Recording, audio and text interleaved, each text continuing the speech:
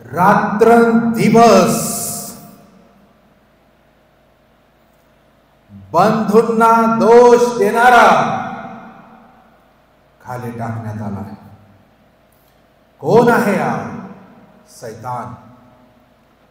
त्याला सैतानाला भरपूर नावं आहेत. त्यापैकी एक नाव आहे बंधूंना दोष देणारा सैतान. आम्ही काही आठवड्यांपासून सैतानाविषयीच विचार आणि मनन करत आहोत. आम्ही मला वाटतं पहिले पाहिलं की लबाड आणि लबाडाचा पाप आहे. आम्ही पाहिलं तो प्रकाश दूताचा सोम घेणारा आहे. मग आम्ही पाहतो तो हिंस्त्र पशुसारखा, गिधाडांसारखा आहे. आणि आज आम्ही त्याला अजून एक्सपोज करणार आहोत आणि तो म्हणजे बंधूंना दोष देणारा, रात्रंदिवस दोष देणारा असं लिहिलं आहे. रात्रंदिवस त्याला खाली टाकण्यात आलं.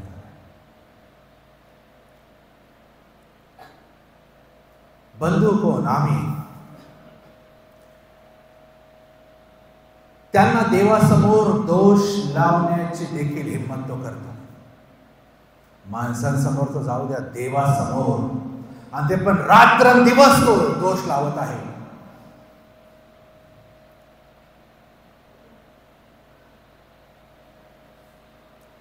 एवढा का चिडलाय तो आमच्यावर?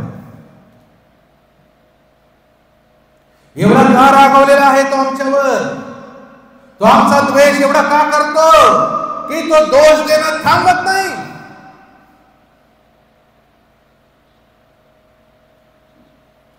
एवढा राग आमच्या विरुद्ध आहे त्याला.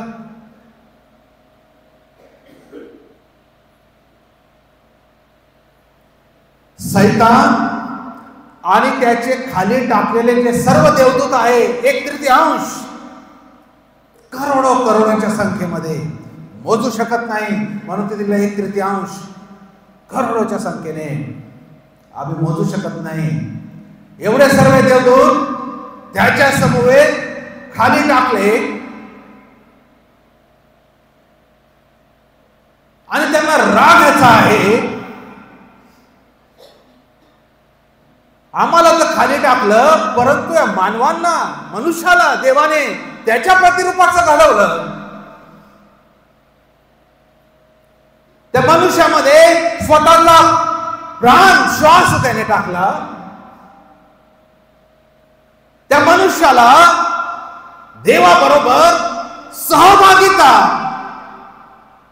मिळावी म्हणून, मनुष्य देवाचा मित्र असा म्हणून त्या देवाने मनुष्याला घडविलं.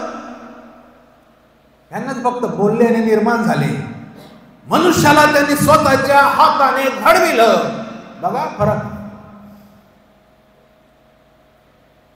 मातीपासून, चिखलापासून त्यांना नाही बनवलं, सैतानाला. सुंदर अशी बाग केली, त्याच्यामध्ये त्याला ठेवलं. वरून त्याची एवढी काळजी बघा, त्या मनुष्याला एकटे एकटे वाटत होतं, त्याला एक सहचारीने केली. त्याच्यासाठी पृथ्वी निर्माण केली.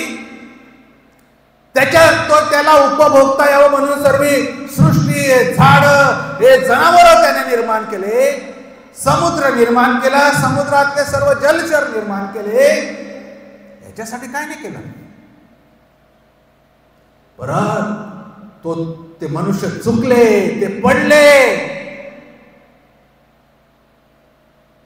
त्यांना त्या पापापासून सोडवण्यासाठी स्वतःचा पुत्र दिला. आणि त्या येशूने त्यांची पाप स्वदेही घेऊन तो त्या वधस्तंभावर गेला. तो सहन करू शकत नाही. तो म्हणतो आम्ही चुकलो, आम्हाला तर क्षमा नाही केली देवा, तू डायरेक्ट खाली फेकून दिला. केली का क्षमा? चान्स मिळाला नाही सैतानाला परत क्षमा मागण्याचा. परत देवासोबत तुटलेल्या संबंध प्रस्थापित करायचा संधी सैतानाला मिळाली नाही. जसं येथील बागेमध्ये आम्ही ऐकलं, त्या आदामाला संधी देण्यात आल्या, हवेला संधी देण्यात आल्या की कन्फेस करा, कबूल करा. त्यांनी केला नाही, तो भाग वेगळा, पण त्यांना संधी दिल्या. जेव्हा सैतानाकडे म्हणजे सापाकडे देव आला, त्याला विचारलं बी नाही, डायरेक्ट शाप दिले. विचारलं बी नाही तू हे काय केलं. तसंच म्हणून तो चिडलेला आहे, मला संधी दिलेली देवा तू, आणि मनुष्यांना संधी दिली म्हणून तो काय आहे, रागावलेला आहे. कोणावर? आमच्यावर चिडलेला आहे, भयंकर चीड आहे त्याला आमची. आणि म्हणून जो देव आमच्यावर एवढं प्रेम करतो, आपण आता गीत गायल्याप्रमाणे प्यार है तेरा गहरा, इतकं प्रेम तो आमच्यावर करतो. पत्रामध्ये लिहिलं आहे, त्याची लांबी, रुंदी, खोली, उंची कोणी मोजू शकत नाही, एवढं अगाध प्रेम त्याने आमच्यावर केलेलं आहे. म्हणून हा त्याचा आमचा द्वेष.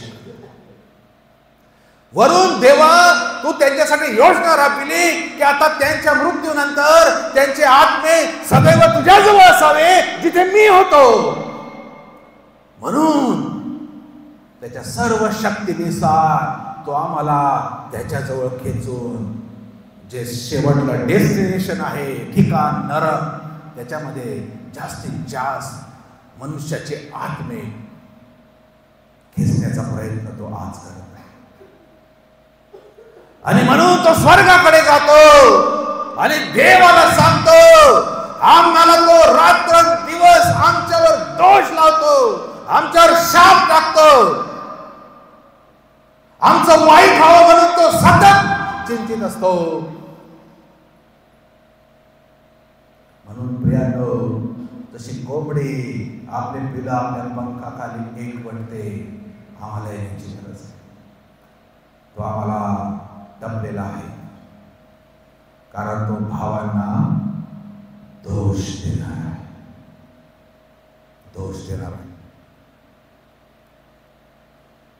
शास्त्रामध्ये ज्या काही गोष्टी लिहिल्या आहे, अशा गोष्टी लिहिल्या आहे ज्या सैतानाला अजिबात समजत नाही, वाचता येतात पण समजत नाही. त्यावर आम्ही पाहणार. सर्व शास्त्र त्याला माहिती आहे, आम्हाला बी माहिती नाही, त्याला माहिती नाही, पण समजत नाही. त्या रागामुळे त्याच्या डोक्याबाहेरच्या गोष्टी, त्या बुद्धीच्या बाहेरच्या गोष्टी आहेत. म्हणून हे राज देवाने पुष्कळ लोक वाचतात पण समजत नाही. ते समजायला देवाचा आत्मा लागतो, त्याचं प्रगटीकरण लागतं, तेव्हा आम्हाला त्या गोष्टी समजतात. वाचलं तसं नाही, त्याचा अर्थबोध करून घ्यायला आम्हाला देवाचा आत्मा लागतो. सैतान पण वाचतो पण समजत नाही. आणि म्हणून शास्त्रामध्ये अशा काही गोष्टी आहेत ज्या सैतानाला समजत नाही. तो चिडलेला आहे. योनाचं पुस्तक 3रा अध्याय.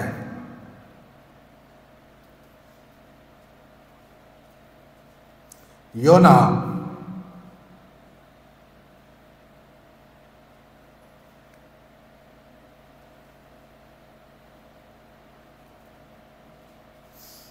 कोणाला सापडलं का? योना 3:10. योना 3:10 आणि 4:1.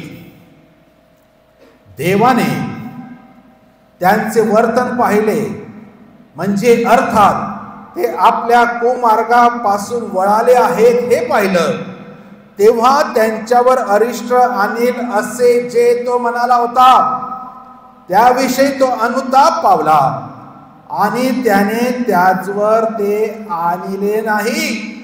4था अध्याय 1 वचन. योनाला ह्यावरून फार वाईट वाटले व त्याला राग आला. समजच्या बाहेर. योनाला राग आला, त्याला वाईट वाटलं का? ज्या योनाला देवानेच पाठवला ती निनवेला जा, कारण त्यांच्या इतकं पाप वाढलेलं आहे की त्या निनवेच्या पापाची ओरड स्वर्गापर्यंत आलेली आहे. इतकं पाप, जसं सदम आणि गमोराचं पाप देवापर्यंत पोहोचलं, तसं या निनवेचं पाप देवापर्यंत आलेलं आहे, त्याची ओरड आलेली आहे. म्हणून देव त्याचा दास योनाला पाठवतो. पण निनवे इतका खतरनाक आणि डेंजर शहर आहे, त्यांना माहिती होतं. तो घाबरतो आणि निनवेला जाण्याच्या ऐवजी त्याच्या विरुद्ध दिशेने तो तार्सिसला पळून जायला निघतो. आणि जेव्हा देव संकट पड, आपल्याला गोष्ट माहिती आहे, आणि मग तो परत येतो आणि मग तो निनवेमध्ये ते वचन सांगतो, पश्चाताप करा, नाही तर एक बी शिल्लक राहायचं नाही, देवाकडे वळा. निनवे फिरायला तुम्ही गुगलवर बघा, युट्यूबवर बघा, 3-3.5 दिवस चालत गेले तर लागतात, एवढं शहर आहे निनवे. इथे पण लिहिलेलं आहे, पहिल्या अध्यायात वाचलं आपण. खरोखर तेवढंच आहे. आणि इतकं दुष्ट शहर होतं ते. आणि हा फिरतो, हा प्रचार करतो, देवाचा निरोप देतो. काय ताकद असेल त्या योनामध्ये हो. पूर्ण ते शहर पश्चाताप करत आहे. इथे पाड्या कोरडून थकून जातो, पण कोणी पश्चाताप करत नाही लवकर. ते पूर्ण निनवे, ज्यांना देव माहिती नाही, ज्यांना जिवंत देव ठाऊक नाही, काय सामर्थ्य असेल त्याच्या प्रचारामध्ये, की तो रस्त्यावरून जाता जाता सांगत आहे, पश्चाताप करा. राजा पश्चाताप करत आहे, लोक पश्चाताप करत आहे. एवढंच नाही तर राजाने फरमान काढलं, जनावरांनाही डोळे राखेत मसाला लावलं. कोणता नेसून सर्व निनवे शहर देवाकडे पश्चाताप करत आहे. आणि देव संतुष्ट झाला. आणि जो क्रोध त्या निनवेवर येणार आहे, जे 10 वचन वाचलं की देवाने त्यांचे वर्तन पाहिले, म्हणजे अर्थात ते देवाच्या कुमार्गापासून वळले, ते आपल्या कुमार्गापासून वळले आहेत हे पाहिलं, तेव्हा त्यांच्यावर अरिष्ट आणील असे जे तो म्हणाला होता, त्याविषयी तो अनुताप पावला आणि त्याने त्याचवर ते आणले नाही. देव जे बोलला होता, त्यांनी जे ठरवलं होतं त्यांचा नाश करेल, ते त्याने त्याचं मन बदललं. त्यांचा पश्चाताप, त्यांचा अनुताप पाहून देवाने आपलं मन बदललं. होणारी शिक्षा बदलली. का? ते पश्चातापी झाले म्हणून. शास्त्रात असं लिहिलं आहे, जे जे देव बोलतो ते ते देव करतो. देव कधी बदलत नाही. या ठिकाणी बघा, देव बदलत आहे. देवाने ठरवलं मी नाश करेल. देवाचं मन फक्त एक गोष्ट बदलू शकते, ती म्हणजे पश्चाताप, अनुताप, क्षमा मागणे. हे धूळ राखेत बसले, गोंधळ नेसून बसले. देवाला त्यांची ती नम्र कृती आवडली, त्यांचं अनुताप करणं आवडलं, त्यांचं पश्चाताप करणं आवडलं, आणि देवाने आपलं मन बदललं. आणि हे पाहून 4था अध्याय 1ल्या वचनामध्ये योनाला ह्यावरून फार वाईट वाटले व त्याला राग आला. अरे, तू त्यांच्यासाठी संदेश आणला, तू इतका प्रभावी संदेश सांगितला, ज्यानुसार त्यांनी पश्चाताप केला, त्याप्रमाणे देवाने त्यांना वाचवलं. तुला कशाला राग यायला पाहिजे? आता तुला तर आनंद व्हायला पाहिजे. बघा, मी प्रचार केला आणि देवाने सर्वांना वाचवलं, आनंदित व्हायला पाहिजे की नाही? जनरली याला राग आलेला.